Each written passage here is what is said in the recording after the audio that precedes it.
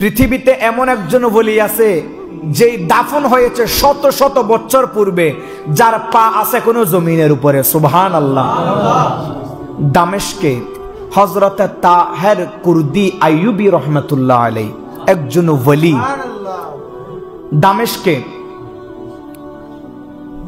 অত্র এলাকার একজন গভর্নর নির্বাচিত হয়েছিলেন। ওনার নাম ছিল মিদহাত পাশা।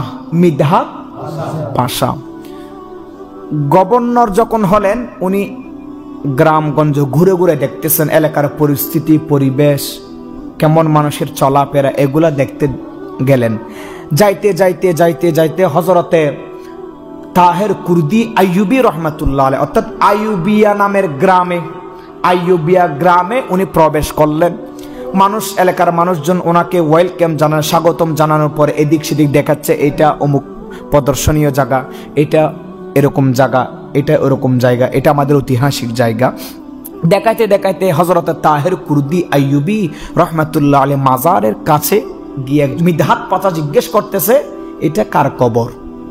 তখন এখানকার এলাকার মানুষজন বলতে লাগলো, এটা হলো হযরতে তাহের কুরদি আইয়ুবী রহমাতুল্লাহ আলাইহির মাজার শরীফ। জোরে বলেন সুবহানাল্লাহ।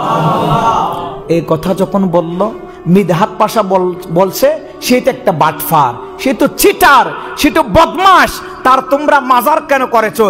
এই কথা বলতে দেরি হযরতে তাহের কুরদি আইয়ুবী রহমাতুল্লাহ আলাইহি কবর থেকে লাথি মারতে দেরি করে। সুবহানাল্লাহ পড়েন না। আল্লাহর ওলিদের এই ক্ষমতা দিয়েছেন কে? আল্লাহর ওলি থাকবে কবরে, কিন্তু কবর থেকে ক্ষমতা দেখার ক্ষমতা দিয়েছেন কে? জোরে বলেন, ক্ষমতা দিয়েছেন কে? আল্লাহ দিয়েছেন।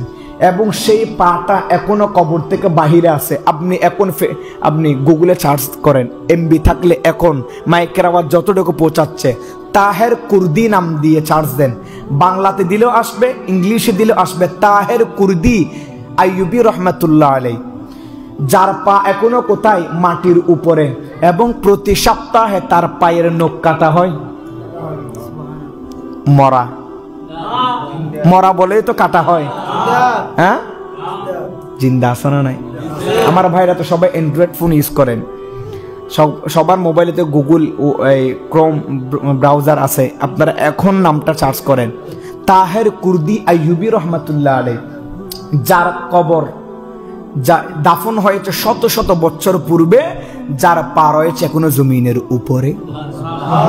উপরে রাখার কারণ হলো একটা জালেম বাদশাকে সেই বলেছিল, ওই যে সে যখন অন্যায় করত, অন্যায়ের বিরোধিতা করার কারণে আরেকজন আল্লাহর ওলিকে বলতেছে, সে তো বড় বাটফার, সে তো বড় সিটার, তো সিটার নাকি বাটফার, কবর থেকে ক্ষমতা দেখাই দিয়েছেন, আমি সিটার নাকি বাটফার, কবরে গেল, আমার আল্লাহ আমাকে এমন শক্তি দান করেছে, তোর মতো জালেম বাদশাকে, তোর মতো জালেম প্রতিনিধিকে লাথি মারার মতো ক্ষমতা দিয়েছেন আমার আল্লাহ। জোরে বলেন।